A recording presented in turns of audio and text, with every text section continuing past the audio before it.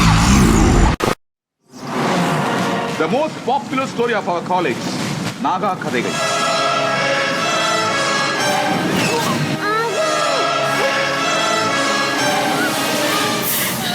யார் இந்த நாகா? பேசாத உன்னை அவங்க கொண்டாட திருடி சுட்ட பழம் வருடி சுடாத பழம்டா தடவி சுட்ட பழம் தள்ளி சுடாத பழம்டா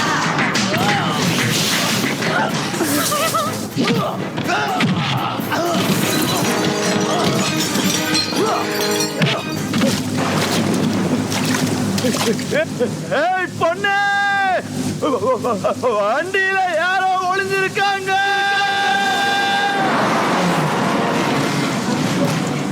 Hi, I'm Barbara Crampton from Chopping Mall, and you're listening to The Hysteria Continues. And indeed you are. Welcome back. This is episode 332. So this is for the first time ever, I think, in 332 episodes, we are heading over to India for our first Indian language slasher movie. And this is Whisper. Whistle. Oh God, I've got such a thing. Running joke there. I keep on calling it the wrong thing. But no, this is Whistle, not Whisper. So don't go looking for a whisper. I know Eric probably goes looking for whispers because they're like chocolate bars in the UK. He's very careless that Ireland. way. Yes, well, very funny. So, it's going to be an interesting one to cover. This is the unofficial remake, and I say unofficial in all ways possible, remake of Jamie Blanks's Urban Legends. So it's going to be a really fun one to cover. Not just a remake of Urban Legends.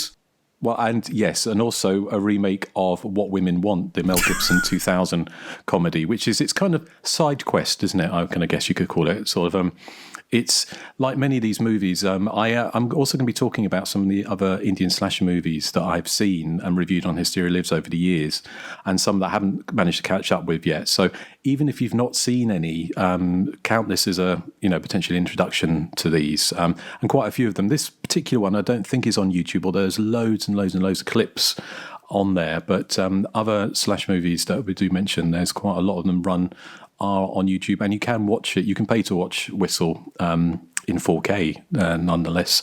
But before we come on to that, we'll see how we're all doing. So, Eric, how are you today?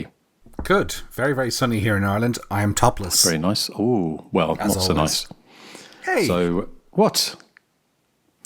So, well, boobies are a sight to behold. I imagine they are. Do you tapping out stuff on your keyboard with them? Hey, how rude. So, and Nathan, are you topless? No, I actually have a robe on because it's kind of chilly in this room. It's cloudy here, but I'm okay with that because I like clouds. Is it cloudy in the room? Yes, Nathan. I meant over the house. I'm glad you're doing well, Nathan. And Joseph, are you topless, bottomless, or fully clothed? I'm less. Just the less, okay. That means that Joseph is basically a skeleton talking to us right now. I am. Well, we are a horror podcast, aren't we? So maybe that's... You say it's a good job. I mean, is it a good job we're not a video podcast? Do you imagine what we could be seeing? Oh my God, yeah. I've already talked to Wes. I'm like, it would be pretty crazy for us to all see each other while talking. And Eric, would you cover up, or would you?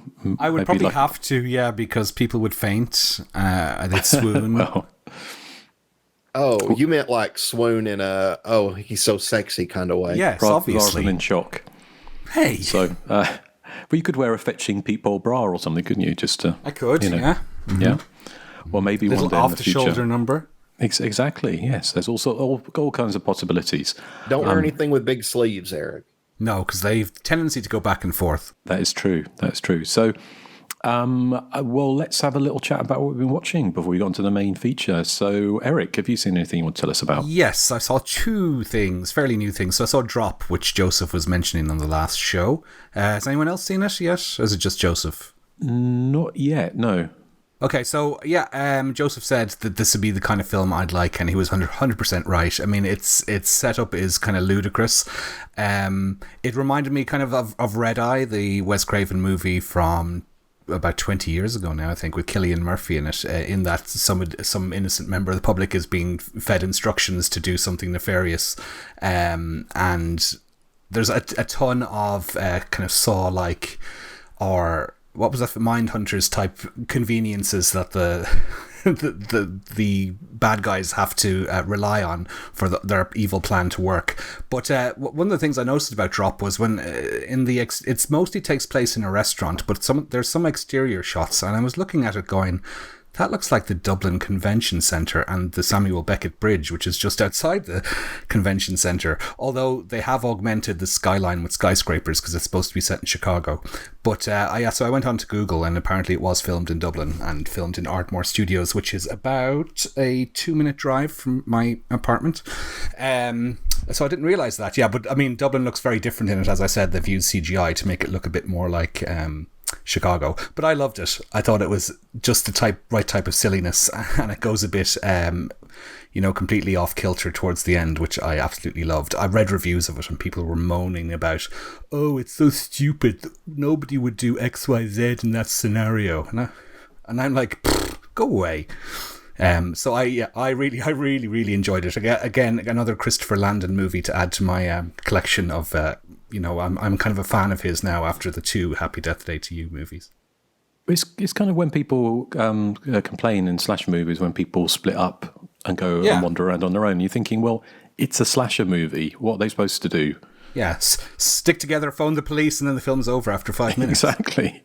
See, I like kind of picking the movies apart, kind of like, why are they doing this? But more in a fun, like, I love that they are. Kind of like, I love that Alice throws string at Mrs. Voorhees. I mean, it's totally ineffective, but I love it anyway. It could have been, that old thing they say, like, if you gave a chimp a typewriter and enough time, he could write the complete works of Shakespeare. Just because so in some ways, in a freak accident, she could have the ball of string could have unwound and wrapped Mrs. Voorhees in some kind of tourniquet or straitjacket made out of twine. So it could have happened, couldn't it? Yeah. But in Drop, like, the whole thing centres around the fact that our lead character, whose name I can't remember, has to have this software on her phone. If she doesn't have this software where they can send her drops on her phone, then this bad guy's plan just goes down the drain in the first minute. Also, they've planted microphones and cameras everywhere in this restaurant to make sure that she does exactly what they say, which again is very, very, very, very silly. But I loved it. Yeah. Big thumbs up from me for Drop. Excellent. Well, I look forward to catching up with that one eventually. I know, Joseph, you spoke about it, wasn't it? I think, Nathan, did you chime in then, or had you not seen it by that point? Pretty sure I did talk about it last episode, but just to echo, like, I'm with Eric. I mean, it's basically a big budget, ridiculous movie, and I love those. Cool. Excellent. Anything else? Yes. The other thing I saw this week was Beetlejuice, which is the 2024 sequel to Beetlejuice. So I thought this was really fun. It got some really sniffy reviews. It brings back 3 of the main characters from the first one. So you've got Michael Keaton, obviously, as Beetlejuice. You've got Winona Ryder back as the goth. Of course, she was a teenager in the first one, so here she's a mom, but she still has her goth haircut and her pasty white face and her dress sense a la Justin Kerswell. And Catherine O'Hara is back in it as well. And it uses a lot of kind of old school special effects. There's some what looks like some stop motion in there as well to give it a feel very much like the original.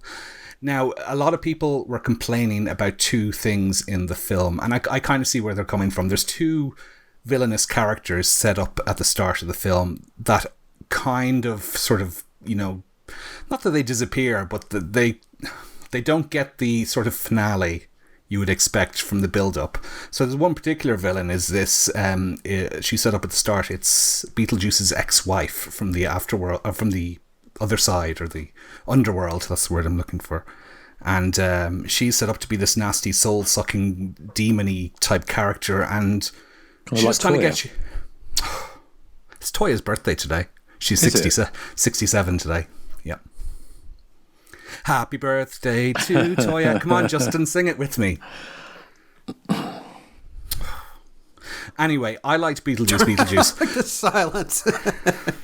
I liked Beetlejuice. I thought it was fun. I mean, I'm not a huge fanboy of the first one. I like it. I think it's fun, but it wouldn't be an essential watch for me. And I kind of I get the impression that people who just adore the original were kind of let down by this one.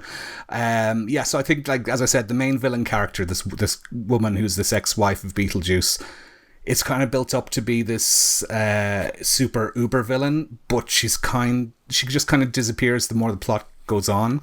But I still liked it, and there's a musical sequence in this that uses MacArthur Park, which was quite fun, because in the first one it was the Banana Boat song, is that what it's called? And in this one it's MacArthur Park. But I really liked it. I thought it was a lot of fun.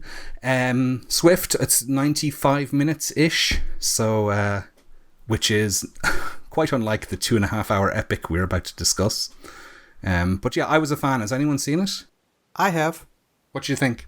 I liked it. You know, it's one of those movies you watch and you're like, oh my God, I can't believe Keaton is finally back doing this, and you enjoy it while you're watching it. But afterwards you realize maybe you can't go home again. I would rather just watch the original, if I'm honest.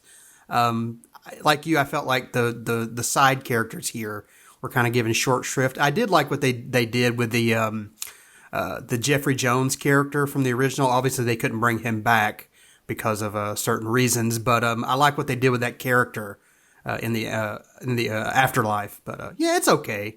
I saw it as well. I mean, I echo what Joseph said.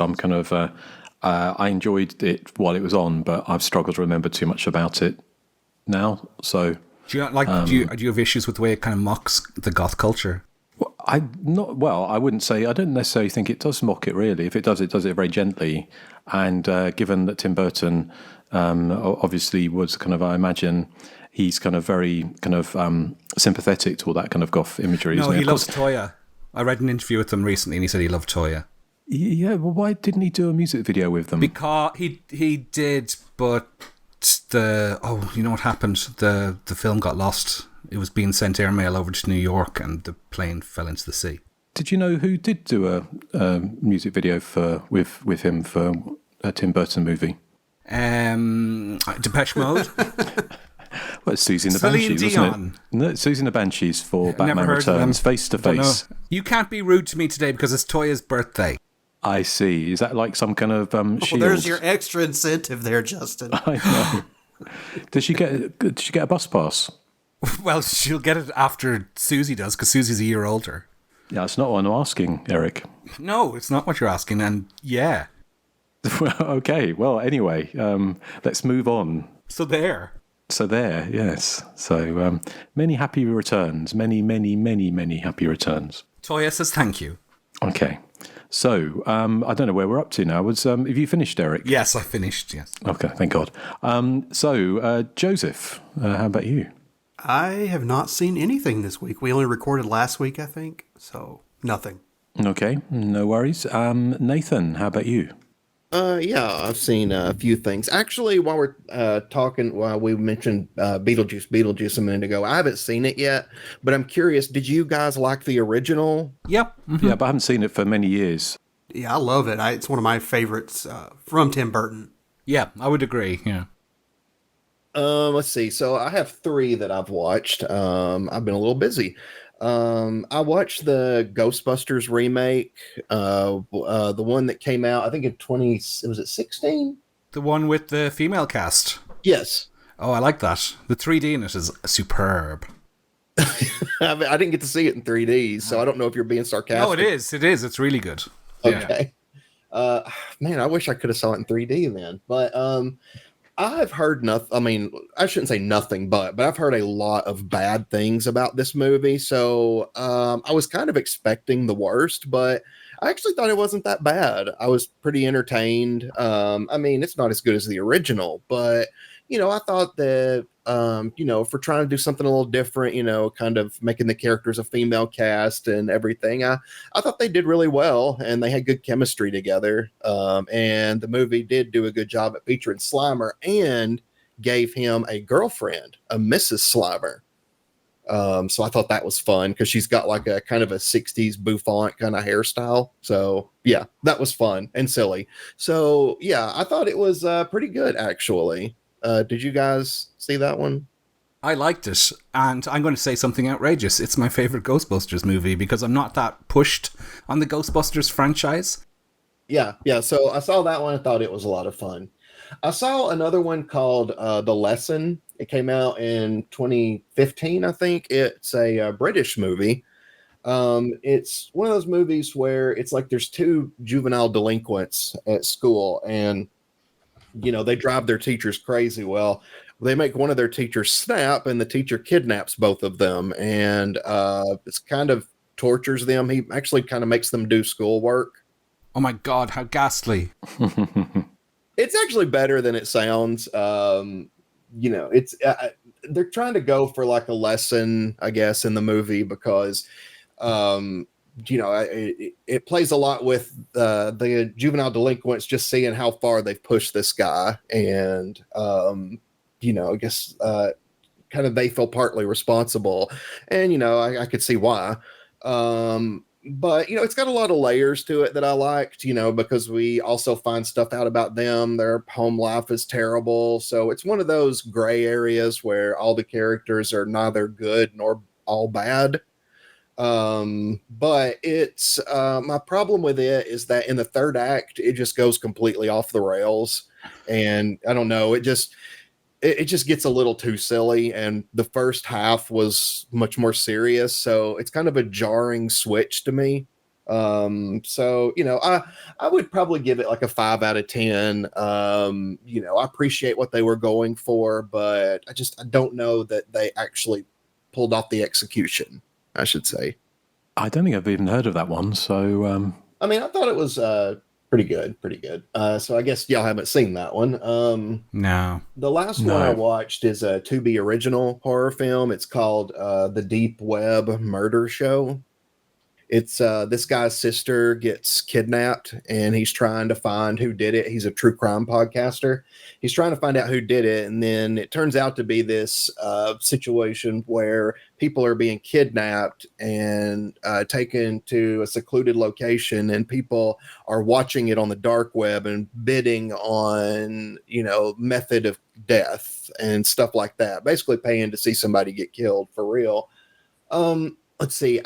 It's another one that I'd probably rank in the middle somewhere because it's got a lot of great direction. There's like a really excellent scene where a woman is working at this kind of dry cleaner area, and somebody's after her, and it's got just a lot of great moments because there's mannequins, and she's got to walk down this long hallway that's full of like plastic over clothes, and it's pretty tense. And there's a lot of like color used in this. It kind of reminded me of Argento in that it's like a lot of blue and reds and stuff like that. So I mean, I see a lot of talent here, but my main issue is that it's just ultimately very predictable. I mean, if you've seen one of these movies that does this kind of scenario, you are going to know exactly what's going to end up happening and how it's going to end. And this one doesn't do anything different. It ends basically how you would expect it would. So there's kind of a lot of predictability with it, which I think kind of was the reason I couldn't give it a higher rating. But the direction I thought was really good for such a low budget movie. So I'm like, the director, definitely I would be interested to see, more of his work. And then, it's interesting that I kind of complain like, oh, it's just more of the same, because I mean, we always say, slashers follow a very specific formula too. I guess the difference is I love slasher movies, but these like torture kind of movies, I don't hate them all or anything, but they're very hit or miss for me. Because I like the Hostel movies, but stuff like, I'd say that Train movie with Thora Birch that came out that we thought was a Terror Train remake, it was just kind of so I think a lot of them are kind of to me. Right. Well, I'll just quickly rip through a few things. I'm going to go and see the new Final Destination movie, which is actually playing at our local cinema in English on Thursday nights. So a few ones I have caught up with. I've re-caught up with a film I saw many, over 20 years ago, which came out on Tartan Video in the UK back in the day. And it's called Deep in the Woods, which is the French slasher from the year 2000. So it was very much the kind of like the that time of the post Scream kind of was sort of trailing off, I kind of guess. But it's kind of the French version of like a Scream movie or post Scream movie, but done in a very distinctive kind of way. It concerns 4 young actors who are hired to recreate Red Riding Hood for a 10-year-old's birthday party at a remote chateau in the French countryside, and there's somebody dons the wolf mask that they use and starts killing them off one by one. So it sounds very kind of like typical of those kind of time slasher movies. And again, the poster art's got like the 5 kind of good-looking faces staring out, the very Scream I know we did last summer, all those kind of things. But the difference in this is it's kind of like I saw one review and it said if Kevin Williamson had been raised on a diet of Jess Franco and Jean Rollin rather than Wes Craven and John Carpenter. So it's kind of very lyrical. It's very kind of fairy tale-esque and odd. And I kind of liked it more this time I saw it because I know it was kind of ripped apart in France, although it did quite well there. But so from the sound you made, Joseph, that sounds like you've seen that one or you know that one? Yeah, I've seen that one quite a few times. I liked that one a lot. I remember, always having a good time with that one. I liked the artistic touch to what is really a routine, mundane story. We should cover that at some point. Yeah, that'd be a fun one to cover. So, Nathan, have you seen it? Yes, I still remember the rhyme they sang during it. I don't know why. It just randomly popped into my head. But, I loved it a lot. Excellent. So, Eric, is it one you're familiar with? I've never heard of it, no, but I do like the sound of Kevin Williamson meets Jess Franco. Well, yes. Well, maybe it's one we should cover at some point in the not too distant future. But the other one, I think, is possibly at the complete opposite end of the spectrum. When I say opposite end of the spectrum, this might be slightly more of a Nathan pick.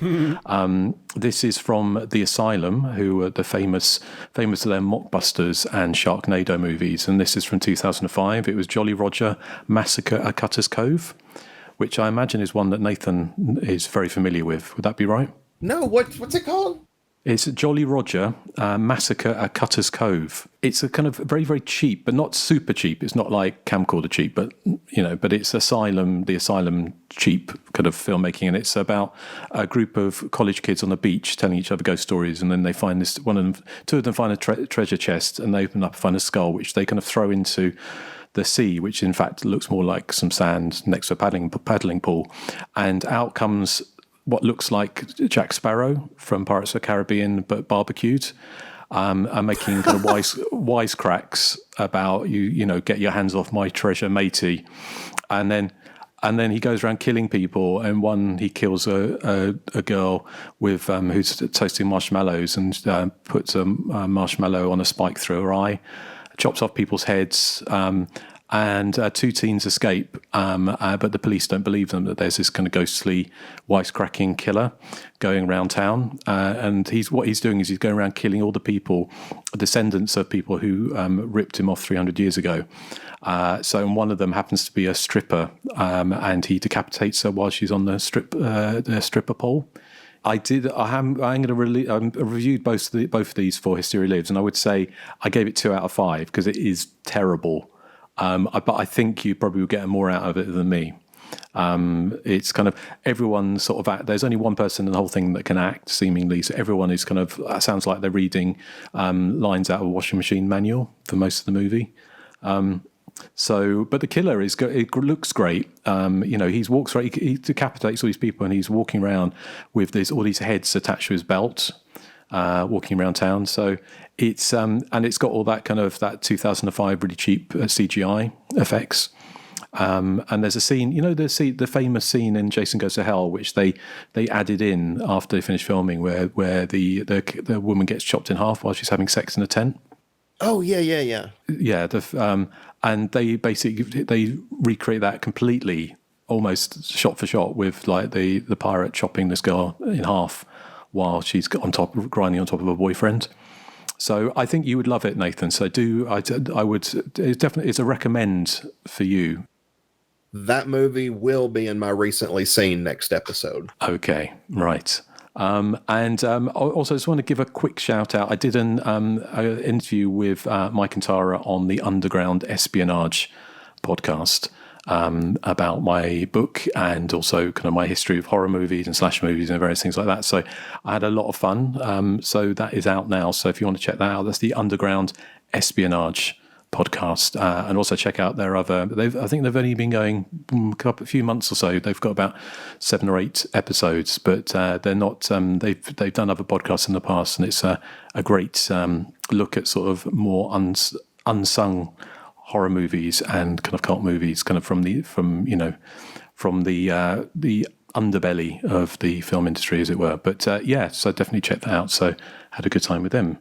So, and talking about sort of killer pirates, we're going to move on to some other kind of urban legends, quite literally. So, I'm going to be coming back with a description of Whistle, the 2003 Indian language slash movie. There isn't a kind of really a trailer necessarily for it. So what I did do was I got a little bit of audio from the movie. So given that this is a remake of Urban Legends and kind of pretty much shot for shot in much of it, so see if you can work out what is going on here.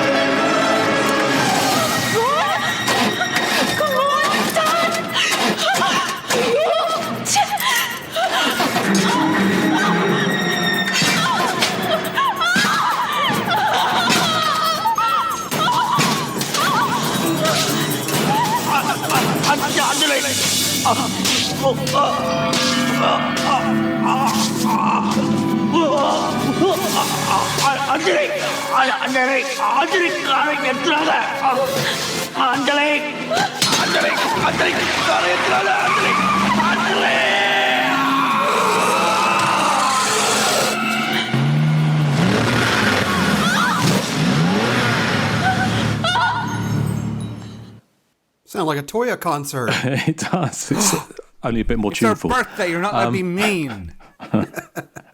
So, Whistle is an utterly bonkers Indian Tamil language remake of Urban Legend, with a side helping, as we mentioned before, of the Mel Gibson comedy What Women Want.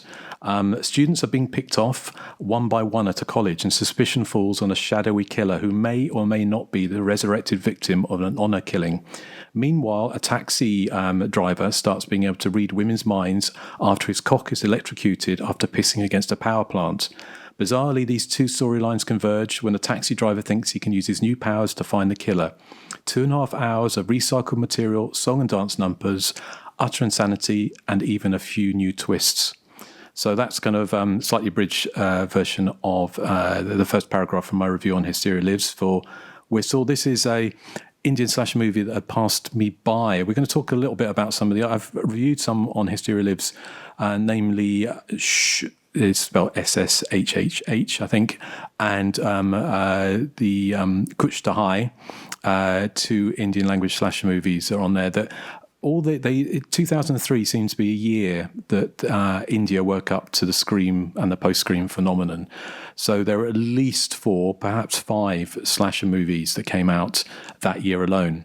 And Whistle was one of them. But this one is probably the most blatant out of all of them of ripping off North American movie, namely, as we mentioned, Urban Legend. So what is kind of, if you haven't seen an Indian slash movie, then you are in for an experience, put it that way. Normally they run to over 2 hours long, sometimes knocking 3 hours. This kind of clocks in, I think, about 2.5 hours. And it's punctuated every half an hour or so by like a song and dance number, which often seems to have very little to do with the actual plot itself. So the movie, this Whistle kind of more or less kind of follows the Urban Legends template. In fact, it opens with a young woman driving back to college. She's running out of petrol. She stops at at a gas station, and there is a kind of stuttering gas attendant who sees someone in the back of the van, tries to tell her. She thinks he's trying to attack her, so she drives off when he shouts, "There's someone in your back seat." And then we see a slow-mo shot of an axe flying through the window and smashing as the rain pours down. So pretty much kind of shot-for-shot remake of Urban Legend. The only difference really is they don't use the Bonnie Tyler song in it. So it kind of goes along taking kind of more or less set pieces from Urban Legend. So you have, as you heard, that if you recognise that from not from the movie, but from Urban Legend, was the scene where the killer ties somebody to a tree and they're standing on top of a car, and the person in the car drives off and they get their neck broken by what happens there. So you have that. You also have a recreation of the scene in the radio station, in an amazing kind of recreation of that, where you have one woman who I did in my review get Bert and Ernie mixed up, and I do apologise for that. But you have one character who, for some reason, has a Bert. Is it Bert doll? Isn't it, rather than Ernie? Bert, yeah. Yes, which he uses to kind of ventriloquy for some reason. She seems to speak through this doll and have it all the time. And she gets attacked by the killer in the radio station, and she has one of the most stunning of stunt pieces where she slowly rolls down the stairs. And when I showed that clip, when Amanda Reyes saw it, she said, "Oh, I can't believe she did all her own stunts," because it's kind of one of the slowest, kind of most gingerly roll down some stairs you would ever see, all the while holding onto a Bert doll. So the only where it changes slightly is, apart from you've got your song and dance numbers, but then you have this bizarre subplot, which is kind of like you have this comedian character who he basically, as mentioned, he gets pisses against this kind of power plant and gets electrocuted in his cockle. It's not explicit about that, but it kind of is. And then he can hear what women are thinking. So it gets him into all kinds of trouble. And he hears his mother planning to murder him. He hears women planning to murder each other or bitching about each other. And so he goes back to the doctor, and the doctor gives him he gets accidentally shocked again, and then he can hear what animals think. So, and I think I mentioned when I talked about this briefly before, he can hear an elephant thinking it wants to rape a woman because she looks. No, it's not an elephant, is it? It's some big animal. A horse. That's right. The horse thinks she looks like an elephant, and so wants to have sexual relations with her. And eventually he gets cured of that, but then he becomes a police sniffer dog who can sniff out bombs in markets. Utterly bizarre. The only time it converges between that plot and this main plot is that apart from having song and dance numbers with the main cast who are going through these kind of murders at this college, because he thinks he'll be able to work out who the killer is because he can read women's minds. So that is that's very, bizarre, but not unusual, I think, for Indian slasher movies, which tend to have these kind of comedy subplots along with them. Where the film changes, arguably, is there's a couple of scenes. There's one where somebody dresses in drag for some reason, who gets killed after getting locked in a college. And the ending, which I'm sure we'll discuss, is changed up. Actually, the identity of the killer or killers, perhaps in this case, is different from Urban Legend. But I think I'm right in thinking that this is the first time you have seen an Indian language slasher movie. So I am curious what you guys thought of it. So Nathan, would you like to go first? What were your thoughts on Whistle?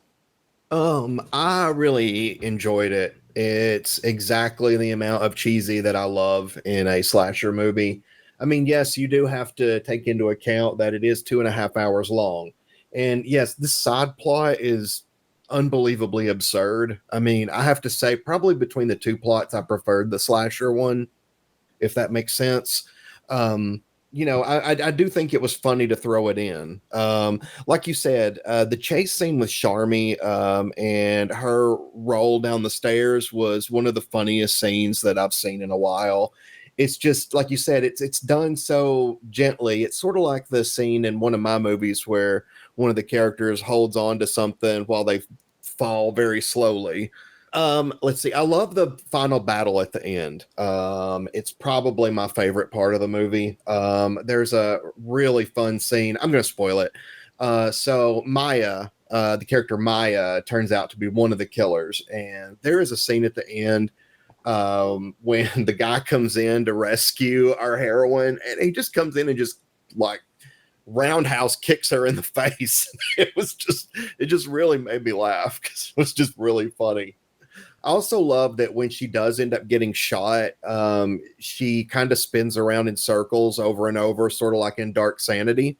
And I know me and Joseph love that scene at the end where the killer does that. Let's see. I guess about the song and dance numbers, I knew to expect them. So I did. And, I thought they were fun. I mean, you just kind of got to go with it. And like, this is the reality. In this film, like it's just a normal occurrence. Although I did kind of wonder to myself, while Maya is singing and dancing, was she thinking, yeah, I'm still going to kill all of you, even though we're having a good choreographed dance number? I just wondered if murder was on her mind during those scenes. I guess we won't find out because I don't think there's a part 2 to this, right? No, but the film ends in almost that little coda. And I guess to get back to that, you're right. See, I know you had shown us a scene and you also had said, it follows urban legend, but I think I underestimated just how much it follows urban legend because nearly all the death scenes and setups for the deaths are the same. Like she's got the roommate like Danielle Harris is in urban legend. She's got that roommate and, that death scene is basically the same. It's definitely, I'll say paying homage to urban legend. And one other thing, I love the fight scenes in the movie. There's a really fun fight with the flashlight, and one of the guys is just swinging it and swinging one-handed, and I don't know. I just thought that was fun too. But it's just got a lot of fun to it. Can't take it seriously, and overall, I guess aside from the runtime, I had fun, so I would rate it high. Okay, well, glad to hear it. So, well, thank you, Nathan. Eric, was this your first Indian language slasher movie? Absolutely, yeah. And it probably won't be my last either. I mean, like Nathan, the biggest issue I had was the runtime.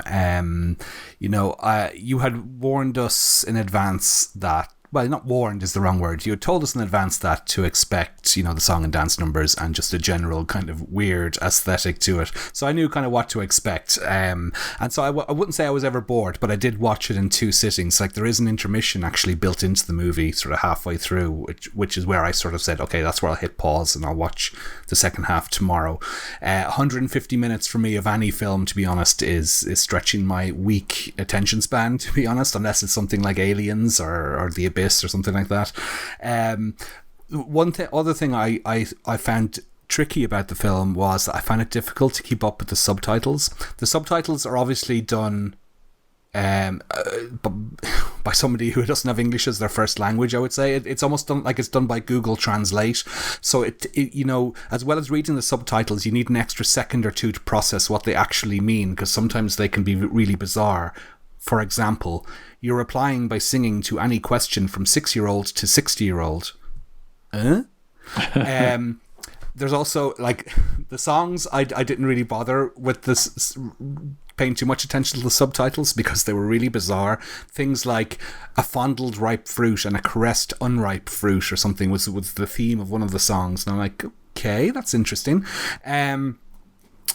Like Nathan said, I don't think I was expecting how shot for shot some of the scenes were, and I'll throw in another one there, which is the scene in the lecture hall where the professor invites one guy up on stage to talk about urban legends of some kind, and I can't remember what he does, but it's like the Joshua Jackson scene in Urban Legend where he drinks some coke and eats some Mentos or something, and he pretends to have a fit, and he starts foaming at the mouth. That scene is present in this one as well. I was also intrigued by the Tamil language as a whole, because they throw in a huge number of English words and phrases throughout the film, which apparently, from my Googling, is a throwback to sort of British colonialism. But I thought it was strange that sort of halfway through a sentence there'd be maybe 3 or 4 words of English, and then it would go back to Tamil again, which I thought was strange, but kind of added to the kind of the fun and the strange, weird atmosphere it was creating. The Bert puppet, yes, that was very odd. It's Bert from Sesame Street in hand puppet form, and the girl who operates him is kind of like a ventriloquist, and at one point she can make Bert talk while she herself is also giggling at the same time, I noticed in one scene. So that's quite a feat. I didn't find most of its intended humour in the What Women Want section of the film to be that funny, although I found a lot of it unintentionally funny, I think. I did like when the newly psychic's Saga, is that his name, the taxi driver, when he's sort of reading his grandmother's mind and finds out that his grandmother poisoned his grandfather, and then she was maybe saying, "Oh, he knows my secret. I must poison him too." I thought that was kind of fun. I just got a real kick out of this just sheer insanity of the whole film. The chase with Charmy at the end, I thought was, quite in keeping with kind of the Western slasher, apart from her falling down the stairs, which is a scene I could happily watch on a loop. And I wish somebody would put that on a loop, on an 8-hour loop on YouTube. I could just happily sit there and watch that, because it was, as Nathan said, I don't think I've seen anything so funny in a long time in a slasher movie. I think in terms of a slasher movie, I think it's cloning urban legend, so it's going to do some things quite well. I thought the fight sequences were quite good, although in many shots you can actually see they're not actually making any contact. Their fists are sort of 4 feet away from the person's face. But again, added all to the fun. So it's very unfocused. It's very all over the place. As it's my first. I think it's Collywood. Is that the right word, Justin, for a Tamil language Indian movie? Yes, Collywood. It's kind of Tamil Nadu, down the sort of bottom part of India. Well, it's actually my first kind of Indian... It's my first Indian movie in general, I think. I don't think I've seen a Bollywood movie of any kind, or a Collywood. So I don't know if this is a good example of one, or if it's the norm. As you said, you were saying that it's not unusual for them to have a comedic kind of subplot playing in parallel that doesn't really mingle with the main plot at all. But the ones I've seen, they do sometimes have that, but quite often the comedy characters will be integral to the plot. They'll be like security guards or someone, or kind of owners of hotels or things like that. So they'd be kind of shoehorned in that way, and they might have a little side plot, as it were, but possibly not. I mean, this is kind of, I would say, 3/4 urban legend and 1/4 What Women Want. Yeah, I'm guessing What Women Want must have been a huge hit in India or something for them to want to sort of kind of shoehorn it into this film. I mean, there's probably, I don't know, there's more high-profile movies I could think of that would probably, warrant being ripped off as such.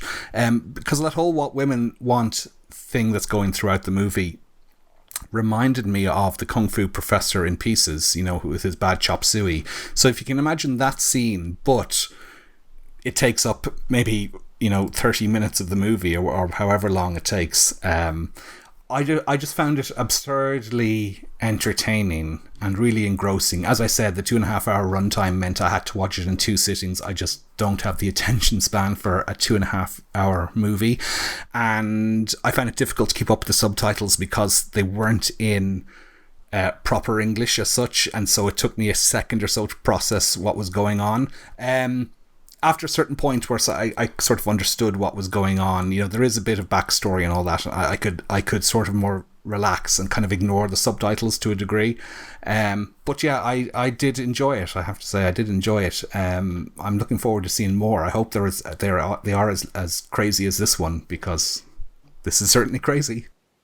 Yeah, well, we'll talk a little bit when we get some background about some of the others. But just quickly, before I come to you, Joseph, just sort of my understanding of the song and dance numbers is that you don't really have the kind of more overt kind of sexual stuff you might find in North American or other countries. Slasher movies, like, for instance, Deep in the Woods, the French movie, there's quite a lot of kind of casual nudity in that. You just wouldn't see that in an Indian movie. So is that the song and dance numbers are for a number of reasons, but one of them is part of the reason is they kind of it's the way of promoting the movie. So through the songs, they kind of release soundtracks and everything like that. But also they are kind of substitutes for kind of sexual tension. So it's usually like men and, to a group of men and women dancing at each other. Generally, it's kind of like a substitute for that kind of sexuality, I kind of guess you might see in slash movies elsewhere. But yeah, Joseph, I'm curious. What were your thoughts on Whistle? Yeah, I think I might have seen another Indian slasher movie, but I think it might have been a really old one that Joshua Grattan alerted me to a long time ago. So I think this is my first proper song and dance Indian film of any type. And I enjoyed it for the most part. It was a bit of a Herculean effort, if I'm honest, to kind of make it through in one sitting. So it actually took me about 2 or 3 because I did fall asleep a couple times. And I got to a point where I decided to fast forward all the musical numbers. Now, a couple of things I wanted to point out that you guys neglected to point out is the first one is, I think it's the first musical number. The guys and the girls approach one another and they have this horrifically awful effect where the guys just disappear and then there's like this sand that just falls to the ground. It's supposed to like accentuate that they're disappearing, but it's not a transition effect. It's like a cut. So the guys just disappear and then it looks like they filmed like Honey Bunches of Oats on a green screen and they're like falling. It looks very terrible and I was laughing at that really loudly. The other is the girl who's playing the Alicia Witt character. Like in the original Urban Legend, she has a roommate. In the original Urban Legend, it's played by Danielle Harrison. Her name's Tosh. I don't know the girl's name in the remake, and I don't remember her character's name.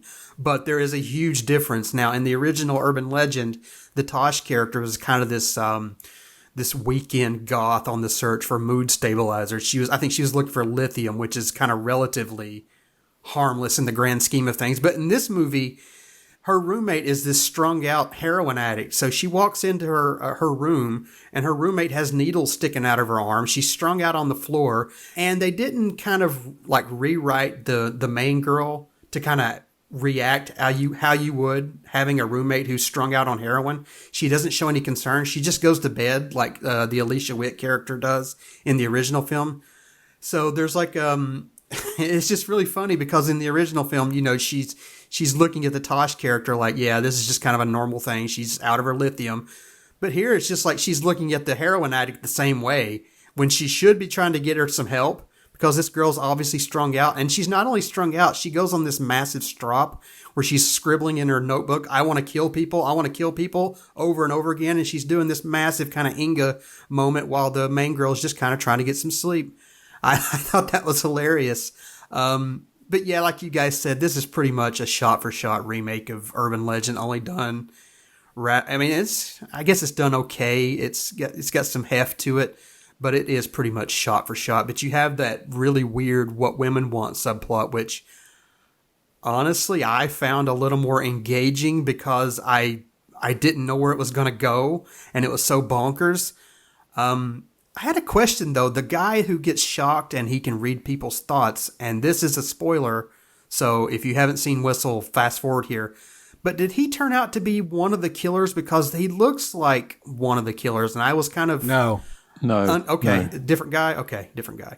Overall, then, I guess I liked Whistle. It's very unique, I'll say that. I don't think I would ever watch this again. I know I'll probably end up watching another one of these types of movies because we'll probably end up picking something at some point. But I had an okay time with this for what it is. It's very, very strange, I'll say.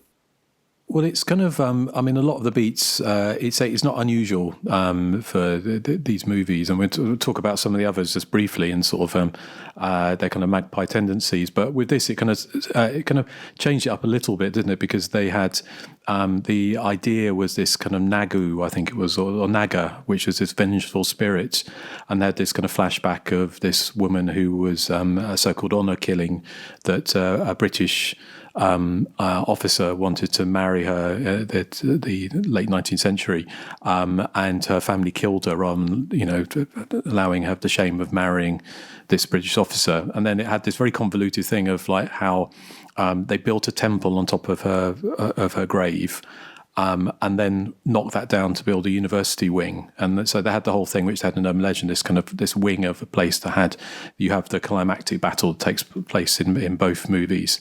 But also it did make me chuckle that they said that, again, they're very convoluted and not entirely clear, but it sounded like some chaplain or who run the college originally wrote a manual about morality and saying what would happen to people who did bad things, and had this kind of basically that in Urban Legend you had this book of urban legends which the killer was utilizing to plan murders.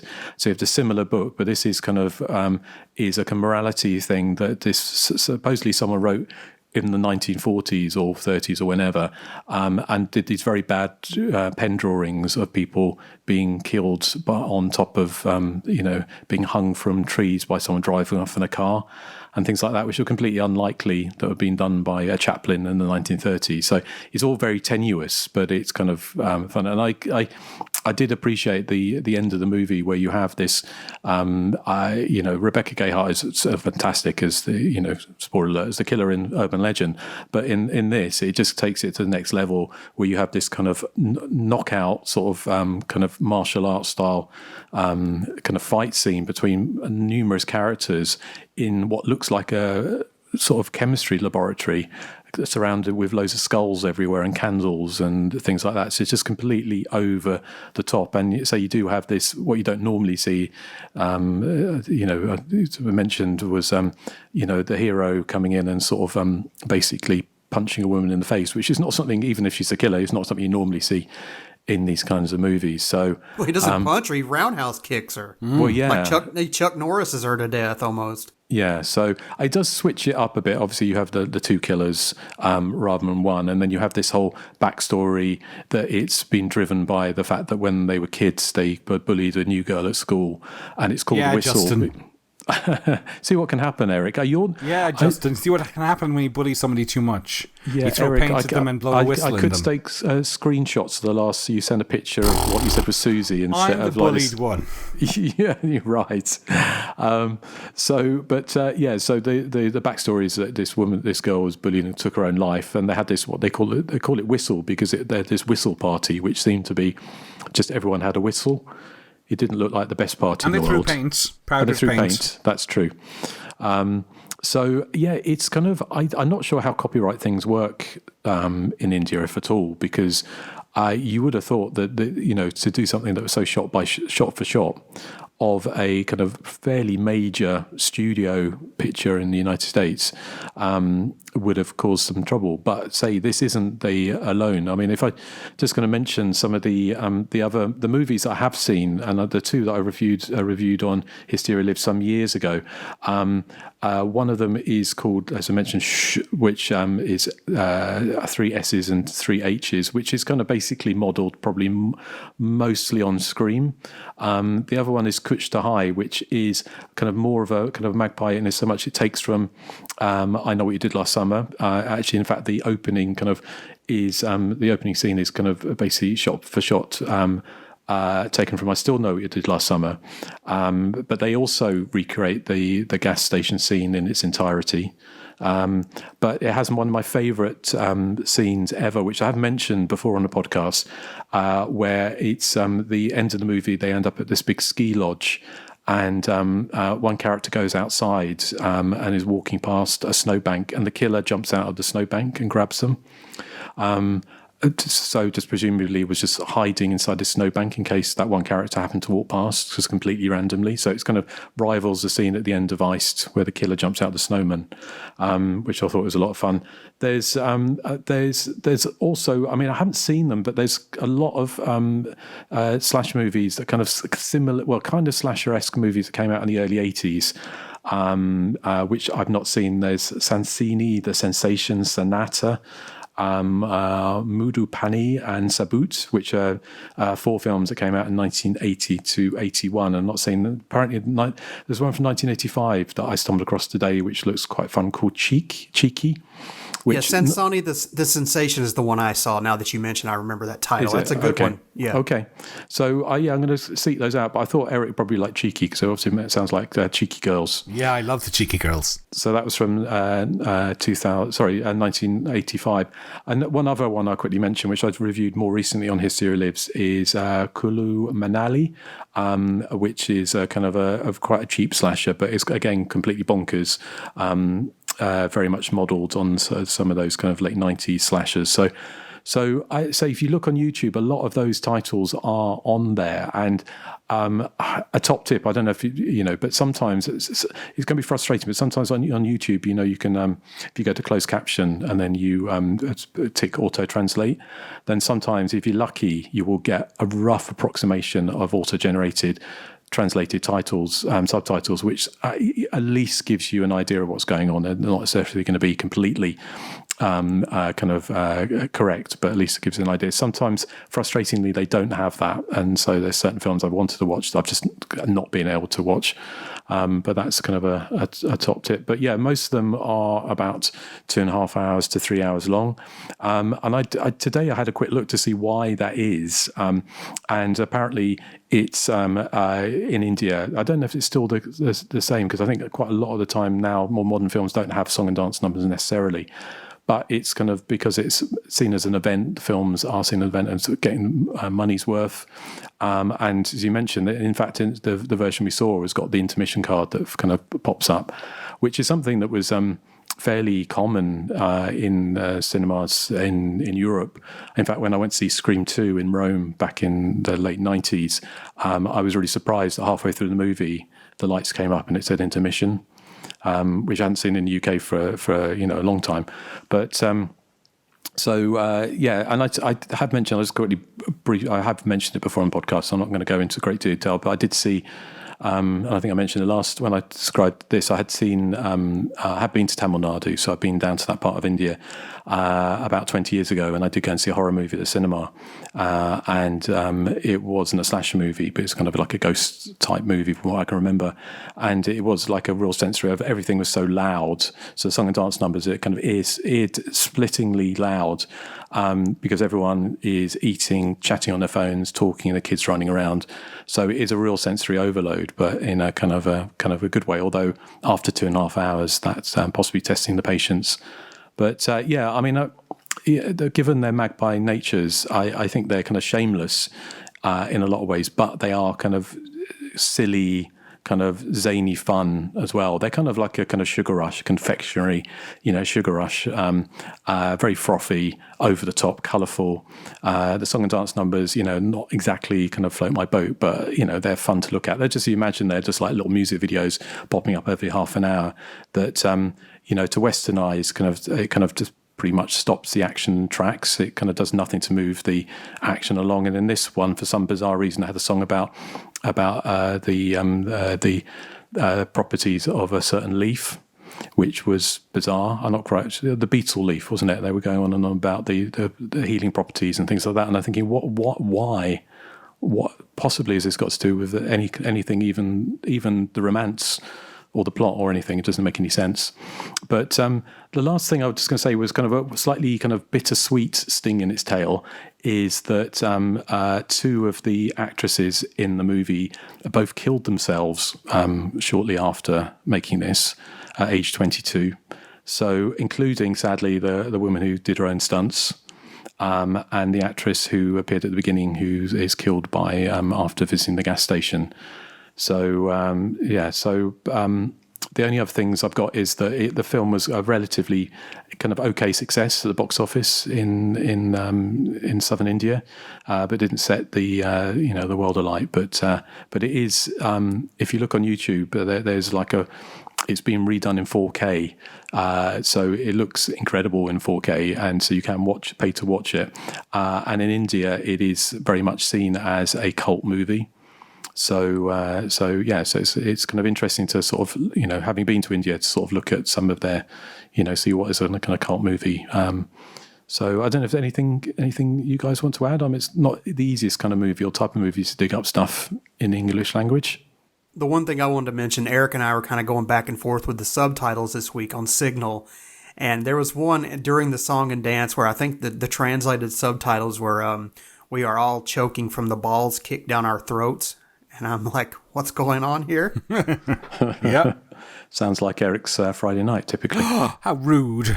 Well, one thing I want to mention is that Collywood is not alone in kind of ripping off Western cinema, because I'm thinking it reminded me of a film called Shocking Dark by Bruno Mattei, who, of course, made... Did he make Nights of Terror? Zombie 3? Yeah, but I love Shocking Dark. Shocking Dark rips off certain scenes from both Aliens and the Terminator, and indeed it was released in some territories as Terminator 2. This was before there was officially a Terminator 2. It's something I must pick for Patreon, because I'd like to revisit it. I don't remember it being as overt in its ripping offness as Whistle is, but yeah, I'd like to revisit it. Well, there was famous who did the Alien on Earth, wasn't there? That was another Italian. I mean, obviously, even like Lucio Fulci's Zombie Flesh Eaters, Zombie 2, it was released as Zombie 2, wasn't it, as a sequel to Dawn of the Dead? Yeah, but it doesn't. I wouldn't say it necessarily rips off Dawn of the Dead, though. No, I think the intention was there as far as kind of but not in so much it's not set, and it's a very different type of movie in a lot of ways. Apart from it's got zombies in it and it got gore. But yes, I think Bruno Mattei was kind of well known for doing that. In fact, I saw there's one of his Jali Madness, which is a very budget version of Tenebrae, which kind of rips off lots of Tenebrae. But yes, so yeah, it's quite a lot of fun to be had with those kind of movies, definitely. So yeah, I look forward to seeing Shocking Dark. I don't think I've had the pleasure yet. Yeah, I just often wonder how they get away with it, because there was a big court case. I think it was Enzo Castellari made a film called The Great White, which was prevented from being screened in America because they felt it ripped off Jaws too much. Now, I've seen The Great White, and it does kind of rip off Jaws, but not to the extent that Whistle rips off Urban Legend. I'm guessing Whistle didn't get an international release, and maybe that's why it goes under the radar to a degree. I think that's probably the case. Something like Great White, like films like Abbey, which kind of the Black Exorcist was, has never been released because it's still Warner Brothers. I think it's still kind of suppressing, or did suppress it because of its it's seen as a rip-off of The Exorcist. But then you had all the Italian Exorcist rip-offs, which I know you love, Eric. So many of them probably didn't necessarily get a stateside release, or some of them maybe did. But I imagine with like a movie like this, by the time it's been out and done the rounds at cinemas and things like that, it's made its money. And it probably isn't going to be released in the United States. I know certainly some sort of Hong Kong movies can't be released in the United States, potentially because they just use songs from pop groups, without permission. Speaking of that, like I was mentioning Beetlejuice earlier, and at the end of that film, they do use the music from Carrie at the end by... Who composed the score to Carrie, Justin? Wasn't it Pino Donaggio? Was it Pino Pelagio? Close enough. I'm sure they got permission for it anyway. So excellent. Okay. Well, I'm presuming that obviously I don't think we even asked our usual dear listeners what they thought of the movie, because it has been until recently anyway quite tricky to see. Would that be correct, Joseph? Actually, we had 71 comments for this movie. No, we have nothing for this movie. I didn't bother. So just, follow us on Blue Sky at THC-podcast. Listen on Patreon and YouTube to help support the show, or listen wherever you catch your pods if you just want to listen. Write to the show via the Hysteria Continues at gmail.com with feedback and general questions. And I think a lot of people know how to do this, just search our name. You'll find us. Yes, so we'd love to hear from you, and you'll be thanking us that this won't be 2.5 hours long. Yes. Oh. It's my joke of the week. It's so fantastic. What was the original title for Whistle? Turban Legend. Thank you very much. That was so racist, I think. Was it? I think it probably is. Am I cancelled? Yes, I'm not quite sure what to think about that, Eric, but if Eric's not here next week, HR's been in touch. I laughed at it, so I'll probably get booted off as well. Yeah. So who are the two people we're going to add to the podcast, Justin?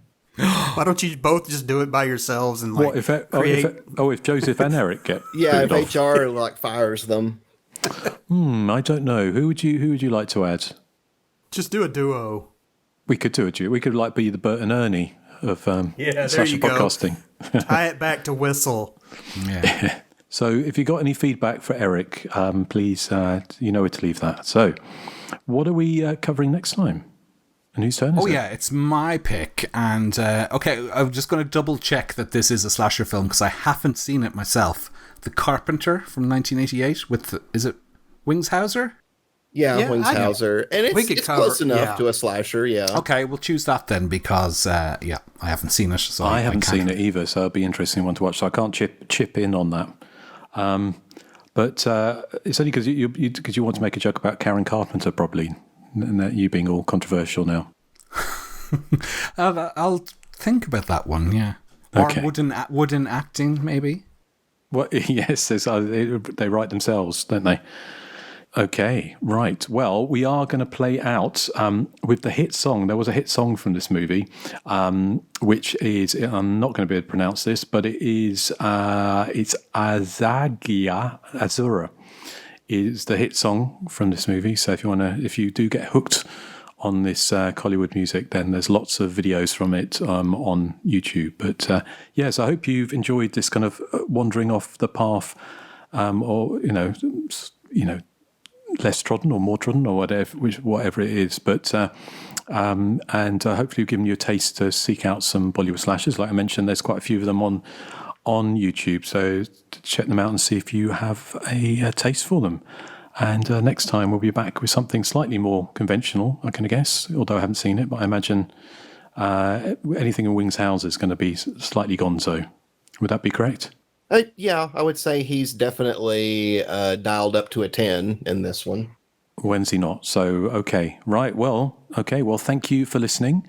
And we will catch you next time on The Hysteria Continues. So say goodbye to good people. Bye. Goodbye. Bye. Bye. அழகிய சுறா அழகிய சுறா அத்து மீற ஆசையில்லையா